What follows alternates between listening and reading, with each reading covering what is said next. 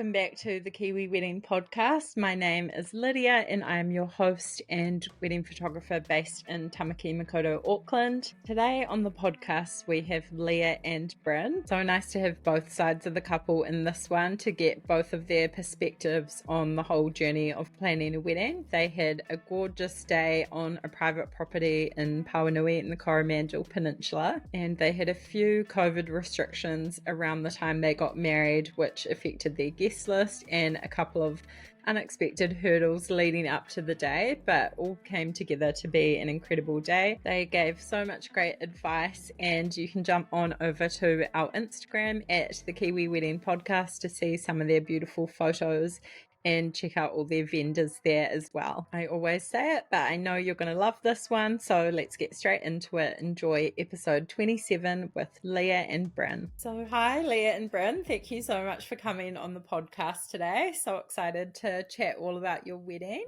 Yes, thank you so much for having us. This is exciting. Super cool to have the whole couple here as well. We get a lot of females tend to be wedding planners, but cool to have both perspectives from you guys. So to start off with, if you could just tell me a little bit about yourselves and how you guys met your life together. All right, well, we have been in the same group of friends from probably when I was about 15 years old. We kind of grew up, Bryn's boy group, my girls group, that whole mingle throughout life. And it was just like so much friendship at the beginning for like many, many years. And we, one day in 2015 got together. Just, it wasn't like we didn't overthink it. It just happened. And we thought, well, that was fun. Let's keep doing that. And so, anything else to add? No, not really. From then we just... what's the word? What's it called? Join to the hip. Join to the hip. And from then on we went traveling pretty quickly and that was us. Yeah. So cool. Love a friends first story, and then cool that it ended up that way. And can you tell me a bit about your proposal story? Yeah, so it was 2020 and we'd just found out that we weren't going on our second OE to South America. Right. Which was going to be about 6 months. So I decided I was actually going to propose over there, probably towards the tail end of the trip. So I decided to spend the saving money on a ring here. And I didn't actually buy a ring. I bought a $2 shop ring. Literally $2 shop. Yeah, from the Milford $2 shop. From the Milford Mall. And we went down to Raglan for the weekend on Leah's birthday weekend. It was a long weekend. And the first weekend we were allowed back out of Auckland. Yeah. So straight out of lockdown. And went down to Raglan. We both love to surf, so that was a cool spot for it.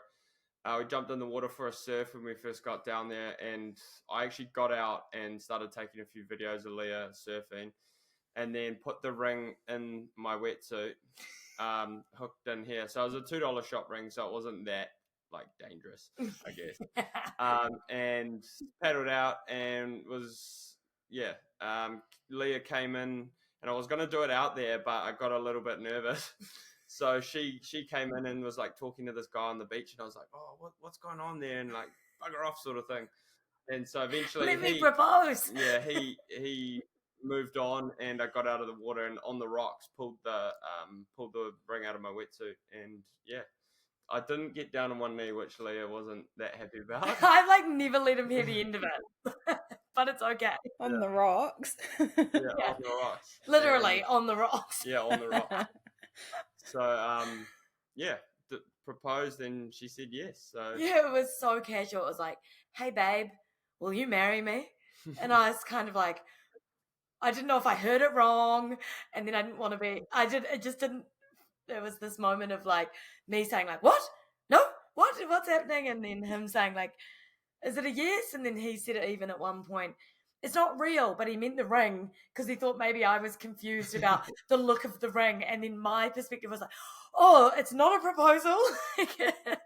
It's just, anyway, it was like probably only 10 seconds of confusion, but it was just funny. And then he's like, so is it a yes? I'm like, oh my God, yes. Oh, such a cool story. Got the surprise factor then. Very much so. I thought in my brain it may have been like sometime that year for sure, because of the way that we talked about, okay, when we get married, blah, blah, blah.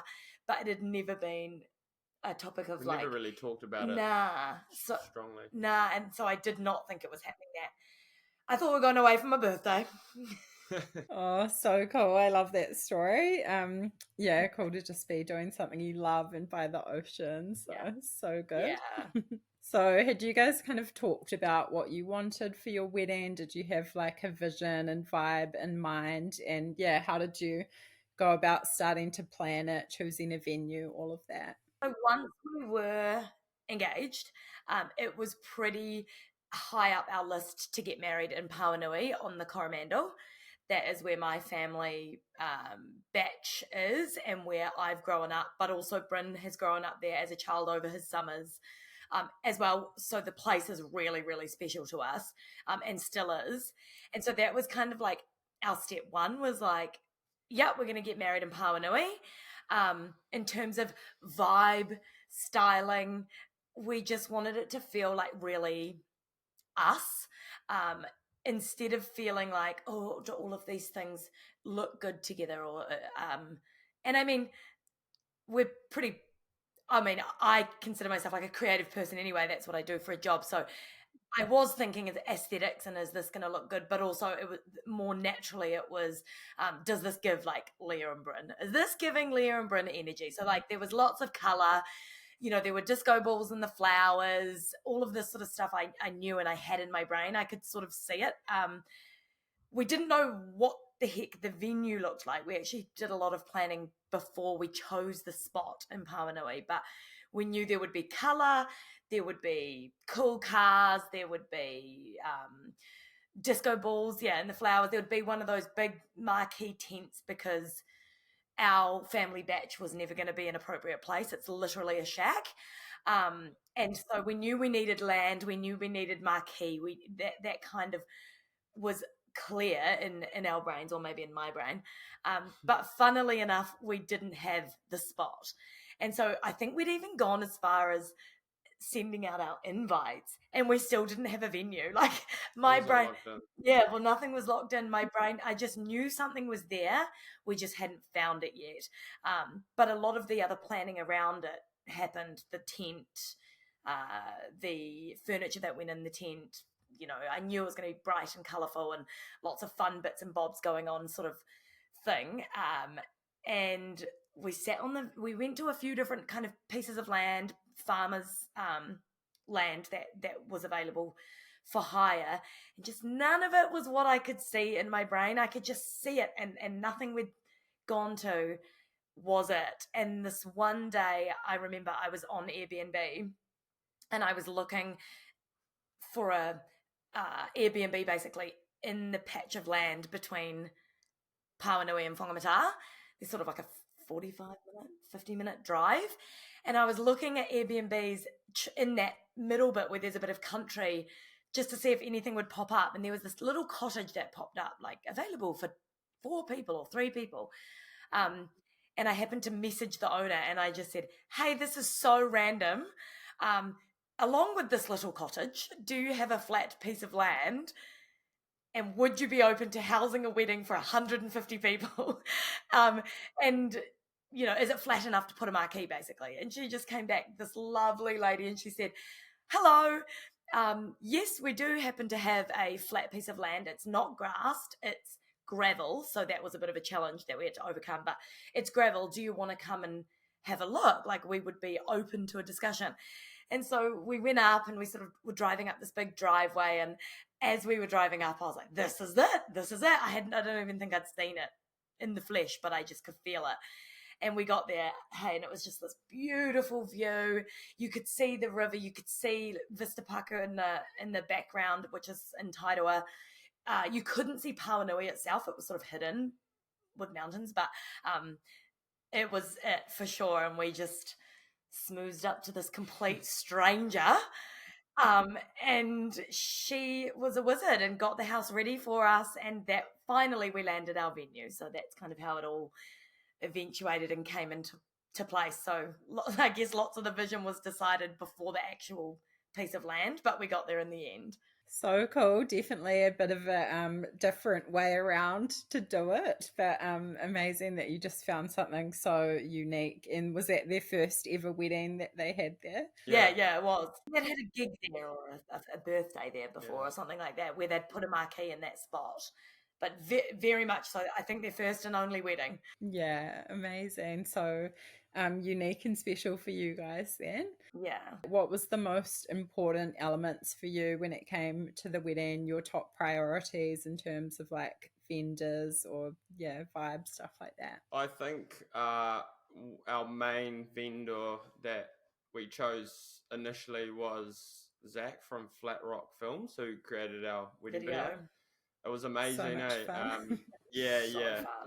And he's just like so unique, and the way that he's told the story of our day was just so incredible. So he was a must. Yeah, he was a non-negotiable, like no matter what. And then one of my things was to have the old cars there. I'm quite a car person, motorbike guy sort of thing. So having that was pretty up there for me, even though it's quite basic. It was no, but the cars weren't basic. They weren't basic cars, and then even like driving up to the venue with all my boys in the car and everyone was already there was quite special. Yeah, so the boys made an entrance in the car. Like the guests were already at the wedding, and then in came enrolled the boys. How about you? Mine was just maybe mine was more the wedding week. We kind of had a few things in the lead up and something in the after. It was Bryn's 30th on the Wednesday, and then us girls surfed in the morning of the day before, and the boys played golf, and then we had a bit of a beach drinks and the night before. Wedding morning, the boys went for a surf, the girls had a sunrise yoga, then obviously into the amazing wedding day, and then the day after party. So I think for me it was like encapsulating the whole week into like this experience that felt really us and really fun and had lots to do, and it wasn't just one day that I knew would have gone really, really fast. And it did. Like the actual wedding day just zoomed by. That everybody says it, and it's bloody true. That's why we all say it. It goes so fast. So I think mine was important parts were like having the experience, the everyone coming down for the 4 days and having little bits on in the lead up. And on the day, it was just, I guess for me I never stressed about weather, and I never stressed, I guess, about a lot of bits that didn't go right. I kind of was able to let that go, but it was maybe just like having all my crew and having fun, like just making sure everyone was there having a good time. Do you reckon? So amazing to just have all your favorite people together. Like it's so rare that actually happens, and to make like a week out of it, people can come on holiday. Such a cool vibe. Can you tell me a bit about your wedding outfits, how you chose them, found your dress suit, and your bridal party? I got my suit and the boys' suits. They're just black, white shirt, no tie, and black loafers. Just sleek. Went to a word of mouth. Someone else got married and passed on the details of a guy in Auckland City, actually. Very well priced, and he tailors them on the spot. So we did a couple of trips in there, had a few beers with him, and chose our suits. And it was actually a really fun activity to do with the groomsmen. So that was very cool. And I just had my brother and 3 mates from school. So got quite a tight group of mates. So it was quite hard to choose who to have, but no, it was good. It was good. They all did really well with the speeches and everything, so pretty stoked. The suit guy's name was Jeff Paget from Debut, I guess Debut Suits. Debut Suiting? Or tailored. I don't even know if he's still there. It was it was through COVID, so I think he struggled, but anyway. And mine, I had done some dress fittings. I had gone to Hayes Bridal. I had gone, my first one with the gals was at Felicity Bridal in the city. in Auckland. And then, funnily enough, I hadn't gone to one with my mum yet. And it was like, we got to a point where, no, I had one that I loved from Hayes, but hers are notoriously like quite simple and elegant. And I am notoriously quite loud and outgoing. And so there was a little part of me that thought like, I don't know if the dress is adding up to the energy. And so we hadn't done a fitting at Trish Peng. And funnily enough, when I'd looked at Trish Peng on her, like her dresses on the racks, there wasn't one that I loved. And so that's why I'd never reached to go to there first. At Felicity and Hayes, there were ones where I was like, oh yes, like pin this, pin this, pin this. Anyway, so Mum and I went for a fitting at Trish Peng, which is such a beautiful experience. Like the whole experience of being there is amazing, whether you get the dress or not. But I tried on lots of the ones off the rack, and one of them in particular I put on, and I really loved the back detail, but there was something about the front detail that was a bit too cutesy, like maybe not sexy or elegant enough. It was just a bit sweet. And so we sort of, Trish said, oh, we can pin it here and pin it there, and we can, take this down or sharpen this up, and worked her magic. She is a whiz. And next thing, I was kind of standing there in a dress that was an off-the-rack dress, but semi-customized in a way that made it feel and look really different on me. And then I was sort of arming and ahhing, do I want beading or lace or, something like that or not? And so she pulled some out and she said, oh, these are the options, blah, blah, blah. And I saw one that I just said, like, that looks fun. It maybe looked like it had some stars or a bit of maybe boho vibes woven in there. And we just held up a piece of the sample across and literally tucked it all in. And it was the funniest like makeshift of a dress. And I just went like, yep, this is for sure the dress. And so it was a semi-customized off-the-rack dress. That's kind of what it landed in. It wasn't custom, but it wasn't off the rack. So it was a semi-custom.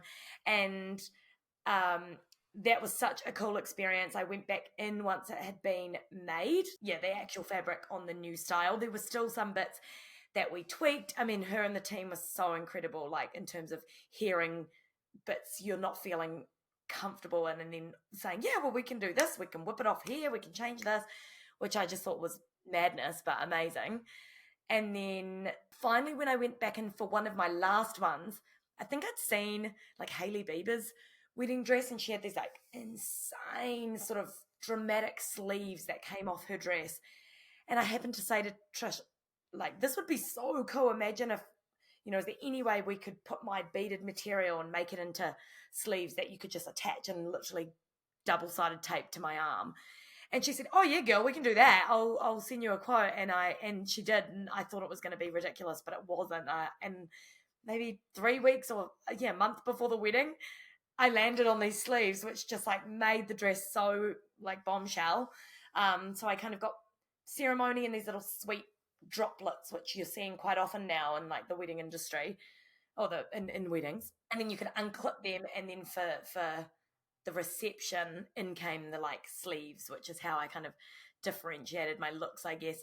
The dress was expensive, so I was going to be in it until 1 a.m. So good. It was beautiful. Your photos are gorgeous. And how did you find the bridesmaids dresses as well?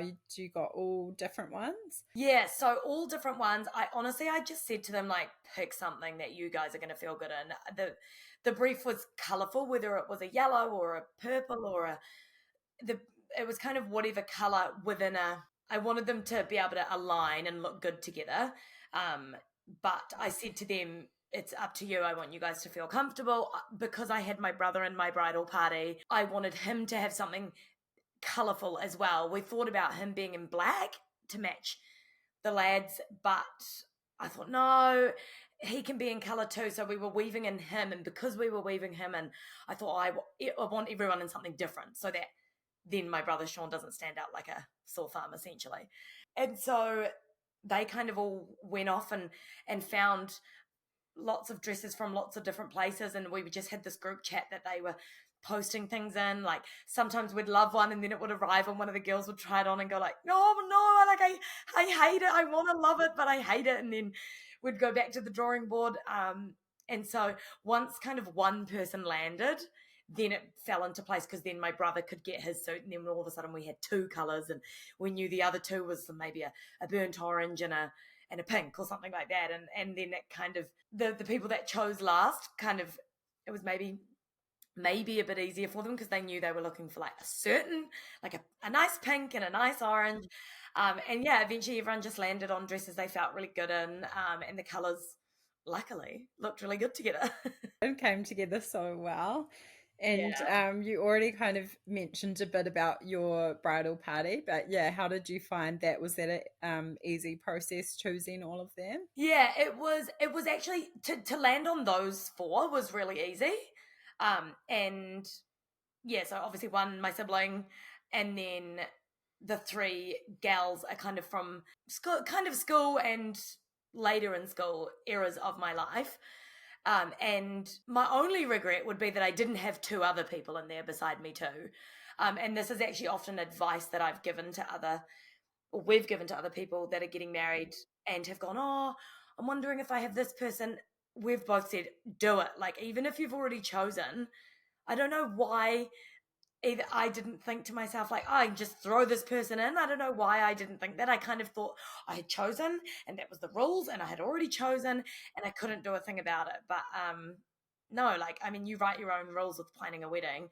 And so the 4 I chose was an easy choice, yes, but the only regret coming after that is the 2 really amazing, meaningful people in my life that I didn't. But they both had really special roles, regardless. So one was our witness, which was really special, and one is my sister-in-law. And so it was just nice. She was there getting ready with us, makeup, hair, all that sort of stuff, and came with me to my dress fittings and all that sort of stuff. But yeah, I don't know why I didn't just throw them on in there. Yeah, that's great advice for people. Just do it.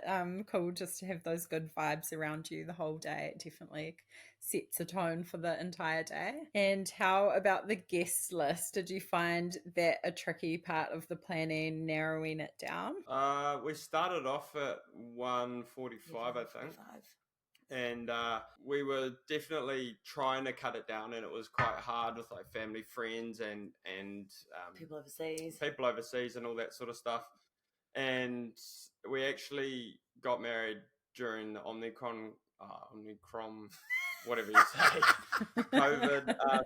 Oh my gosh, COVID time. So they cut it down for us Yeah. to 100, and yeah, basically we had to pick 100 people, and we just ended up obviously cutting people from overseas they couldn't get in, and then family, friends. We just put a blanket rule over both our parents, unfortunately. Yeah. So that was kind of an easier out to cut our guest list down, but it was definitely pretty tricky. Yeah. And it definitely helped the bank account by just cutting 45 people. So It is crazy how much each Government person told adds you up. so, right? Yeah, it's not that we don't want you. The government told us. yeah, exactly. So I think we snuck a few extra. Yeah, I think we landed on like 110.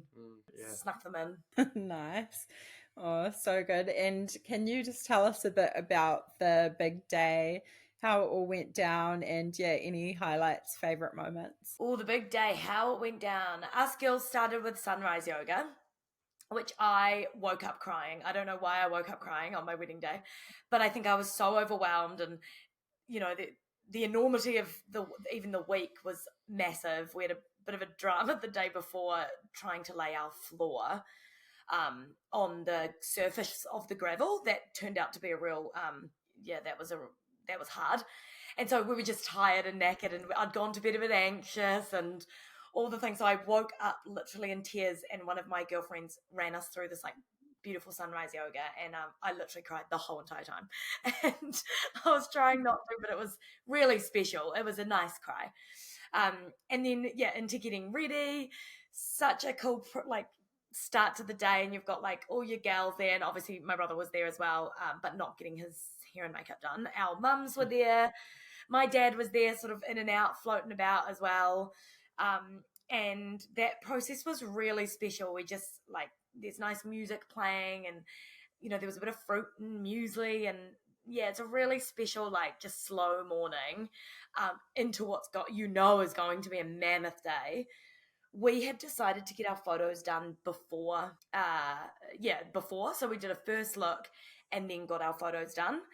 And we loved doing this. We actually managed to capture a bit of sunshine in that kind of pocket as well, which was good. We never really got rain until much later, but we got a lot of overcast. And so doing the photos first was just lucky. It timed it with some sun. And that was really cool. Bryn was so nervous for the first look, hey? I've never seen him so nervous.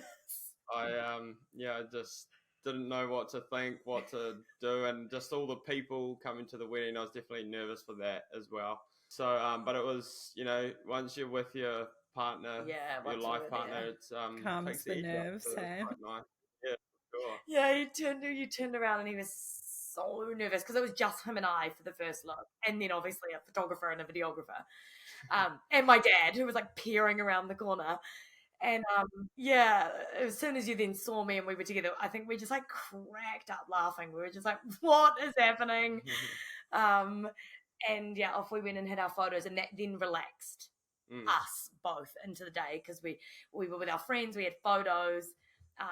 Then we kind of had this period where we were waiting again while all the guests were arriving at the venue, and that was kind of nerve-wracking again because you're just like sitting ducks waiting. Bryn went up to the wedding venue, then obviously I came up, we did the ceremony. That was so fun. Funny moments, like Bryn couldn't get the ring on his finger, so he literally had to like use his spit. And like, I feel like that's quite common though. yeah, surely. maybe it is. Yeah. Is it? Okay, I hadn't really practiced. Yeah. You just get And a you're a bit bit, like like, hot and sweaty, hot. and your fingers swell, like Yeah, What literally. is going on? Yeah, one of our really good friends, she married us. She was our celebrant, and she wasn't a celebrant, but we sat her down one day and she was panicking, thinking we were going to ask her to MC, but we asked her to marry us. And so that was really cool. That just made it the ceremony feel really fun and like casual. It didn't feel like we were like on show.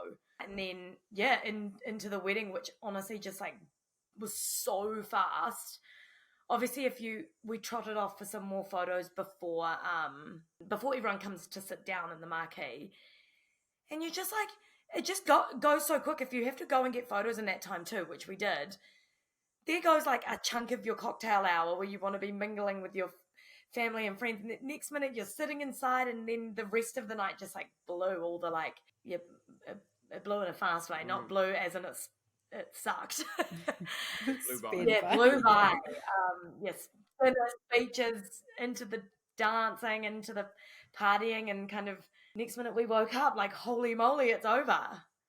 Wow, so cool. Sounds like such an amazing day. It was so fun. It was very fun. The whole week was fun. And what did you find the hardest about the wedding planning process? Is there anything that you look back on and regret or would do a bit differently? We had a few issues with the flooring, like Leah said before, and just a couple of little things. So I definitely,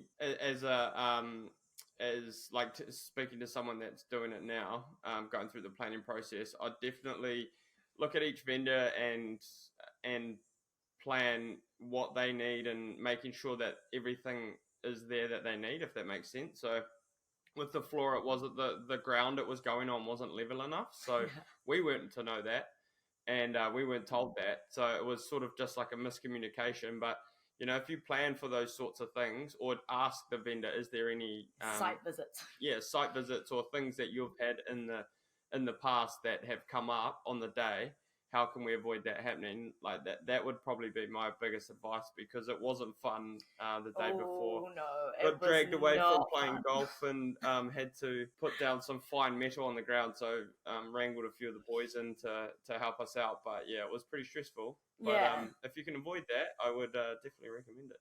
Yeah. So like a site visit would have been really helpful, just to like, I guess, not have that happen.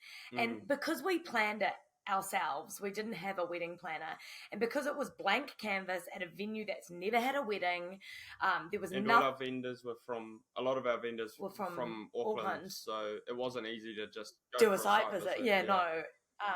Hey, can you just pop down to Pauanui, please, and do a site visit? Yeah. It all worked out fine. It did, but as it does. I guess the enormity of like doing it all ourselves, which actually that we wouldn't change. It was still really fun doing it all ourselves, but therein comes the pressure, and therein comes the stress, and therein, like, when it goes wrong, we've never planned such a grand event.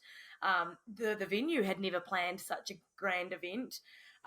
We knew we had to bring absolutely everything in, and we were trying to be as organized as possible. And we did have an on the day coordinator, so thank God that we had someone there on the ground. But in the lead up, there were little details we missed because we're not wedding planners, and we're not.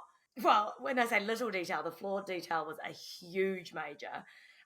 But we got there. Like, the boys put their brains together, went and put some fine, is that what you call it, fine metal? Pretty much. It was like sand, but not. It was like clay. Yeah. And they literally leveled out a 250 square meter pitch on top of gravel to make it flat enough for that flooring that clicks together to go down. And it worked out, but holy moly, it was so much stress. It's a big job right before your wedding.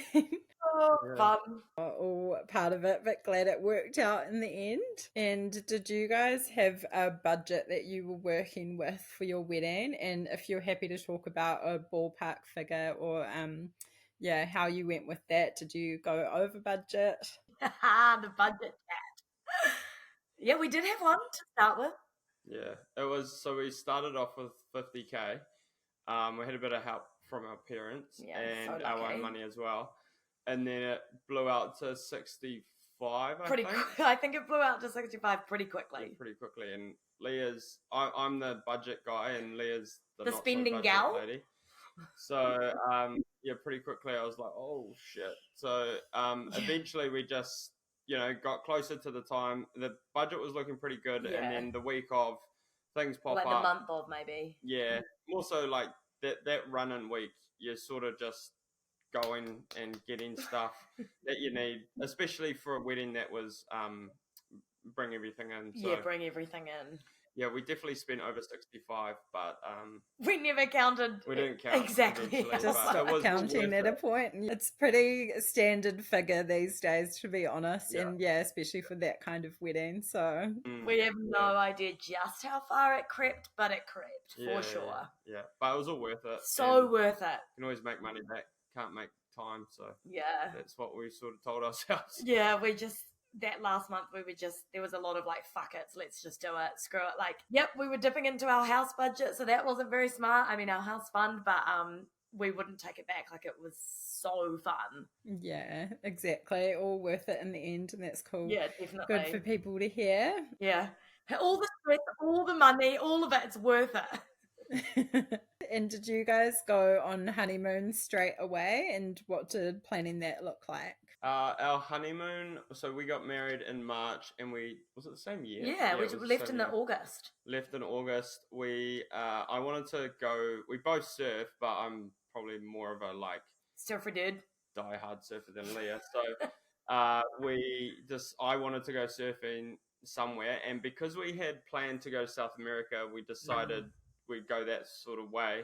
We went to California, drove the coast, went into Mexico, and pretty much hopped around Mexico for 6 weeks, and then went to where there's lots of surf, and then went to New Orleans and New York afterwards. So all in all, it was 8 weeks. Yeah, it wasn't 2 whole months. Obviously, it wasn't right after the wedding, but it was a good time to just debrief, and then still sort of winter in New Zealand, so it was good to get out and enjoy ourselves, enjoy our time together, and it was epic. It was the first trip we'd gone overseas since COVID, and we have spent 3 years of our relationship living in Europe and Bali. This was all pre 2020. This was sort of 2016 to 19. And we knew we wanted to go somewhere dramatic and far, because we're just adventurous people, and because we both love surfing. That's why South America was so high on the list originally. we decided not to go there because we had a shorter time frame. I mean, some people would probably say you could have done South America in 2 months, but we like moving slower and sort of staying in places for longer. So we picked Mexico for 6 weeks, and America either side of Mexico for 2 weeks, and it was so cool. We loved it, loved getting overseas again. It was actually really good having that break and not going straight away. It was like, it kept the excitement going that we were looking forward to the honeymoon. We were able to like save up a little bit more again.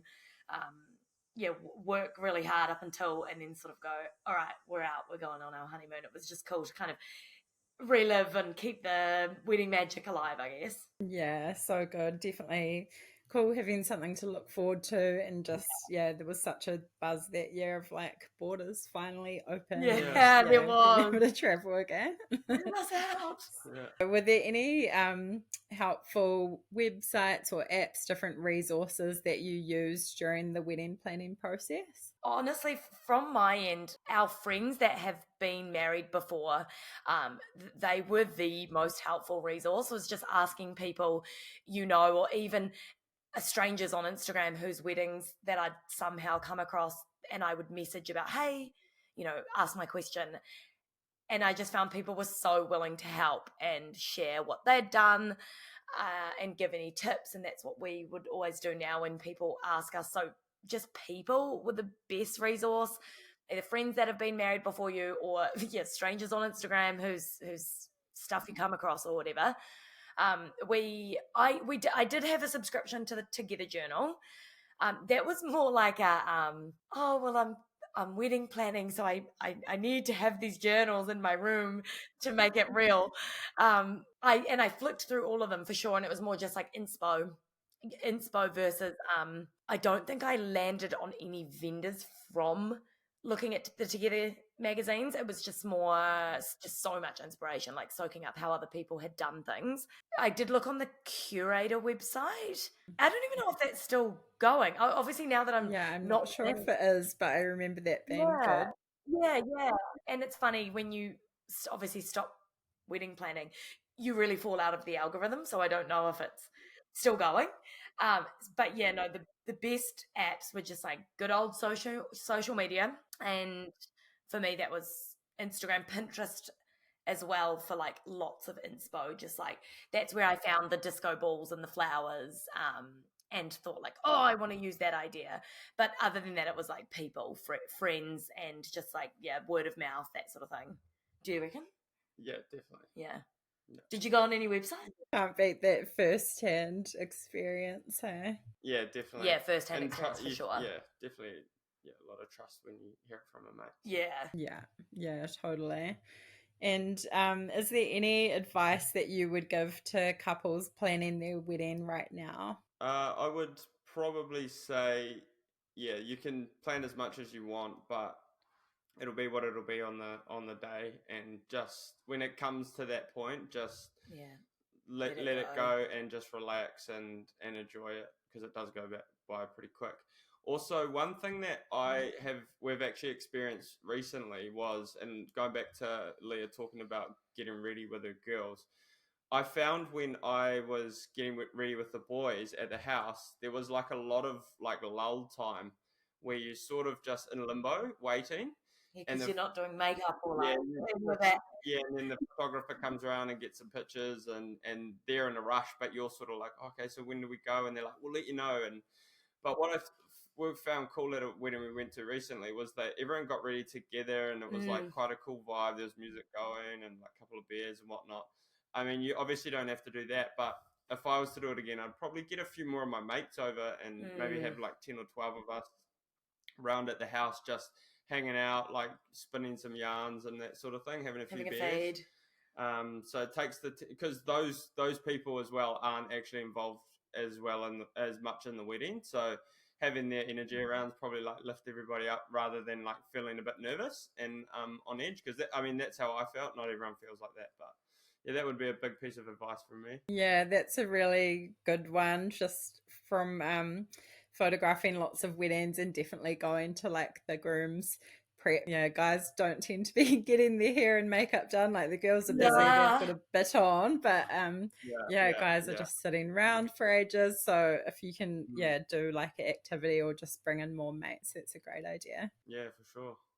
Yeah, that's a good shout. And I think I really liked the fact that we had locked in a lot of stuff, not the venue though, but quite early. And that made it feel like there was this big chunk of time where people were saying, "How's wedding planning going?" And we were like, "Oh, it's not really going. Like we knew it was going to pick up again when we were coming into it, and the invoices would start rolling through, and the smaller, finer, detailed decisions had to be made and stuff. But it was good having being organized early on, eh? Mm. And then we had this like pretty much a whole half of a year basically to relax, and then we moved into 2022, and it was sort of like, okay, game on, let's make those smaller decisions like table settings and speeches and think about our vowels and just little finer details. So I would say like some advice would be to, if you can and you do have a bit more time stretched between when you get engaged to planning the wedding, would be to lock some stuff in straight away, especially because vendors these days just book out a million years in advance. And so that's nice to have some stuff like locked in, and then you can just rest assured like, okay, cool, that's done.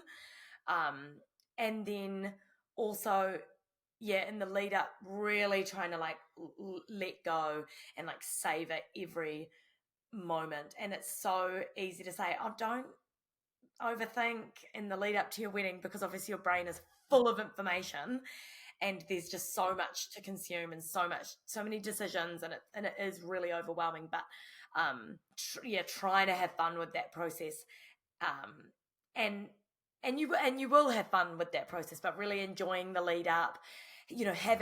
Think about having things like something the night before, or like the sunrise yoga in the morning. These little things we had the day after celebration to like make the wedding feel like more of an experience versus one day, because it does go so fast.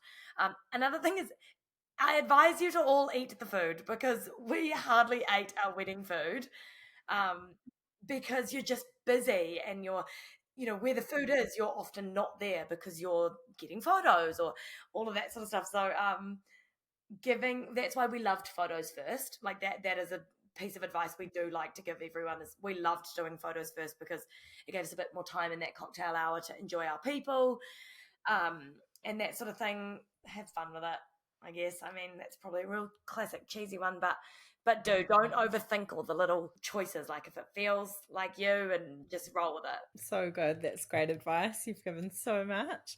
What is married life like now? How are things going? And do you feel like you got any post-wedding blues after the wedding? Married life is really good.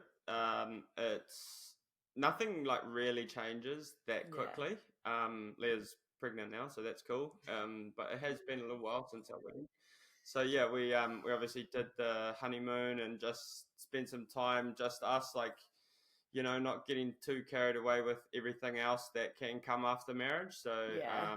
that's been pretty cool. I actually did get post wedding, like, I think it was partly to do with like what was going on in the world at the same time, but also planning the wedding and like running a business and all that sort of stuff just compiled up. And afterwards, I just like sort of burnout, yeah. Yeah.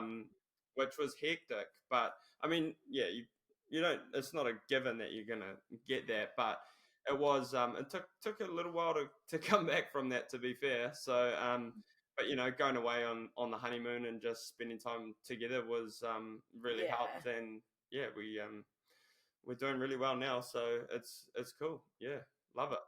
Yeah, and I guess same here. Married life now is great. Like I love being able to say my husband. Like that is just the coolest thing to say. And I love it when he says my wife. Yeah, this is my wife Leah, or whatever it is. That's like quite a cool thing to get to say. Obviously, once you're married, and we've also loved wearing our rings. Like Bryn's loved wearing his ring. He's a tradie, but he doesn't even take it off, which is maybe dangerous, but he's like, oh well. And so that's always fun, like just those little details that you're like, oh, I get to say husband and I get to wear this meaningful ring that reminds you like, whoa, we're married. And then obviously now I'm pregnant, but we did have a big chunk of time where we just enjoyed being married and just enjoyed being us, and we weren't sort of swept up in, try for babies, because that's what everybody blimmin' starts to ask you.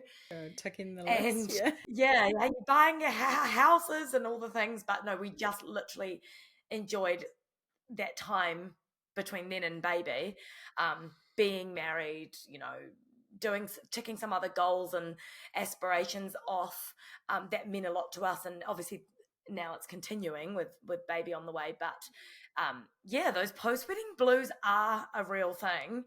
There's the enormity of planning your wedding, and you've been dreaming it up for however many years, 2 years, 3 years, 6 months, whatever, and then all of a sudden it just is done.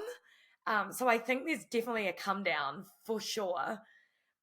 Whether you feel that physically, emotionally, or spiritually, everybody's probably different, but we felt it for sure, and just kind of was a bit like, whoa, that happened. And obviously there's so many life stresses in life anyway, so it just, burnout was a good word for it. Burnout was a great word for it. And then the honeymoon really brought us back to life, so it was good to have that, and have that to look forward to, and come back refreshed and married. So good. Pretty hard to avoid the blues, I think. And yeah, like you say, so much build up and then it's just done. Definitely cool having the next thing to look forward to, and so exciting that you're going to be parents soon. Congratulations.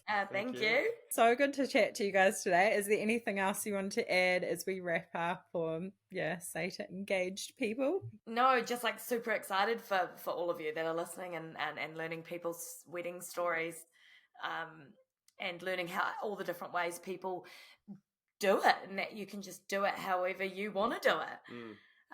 So just excited for everyone listening that's engaged, and hope it all goes well for you. We want to do it again, but we won't. Oh, so good. Thank you guys so much. Thank you.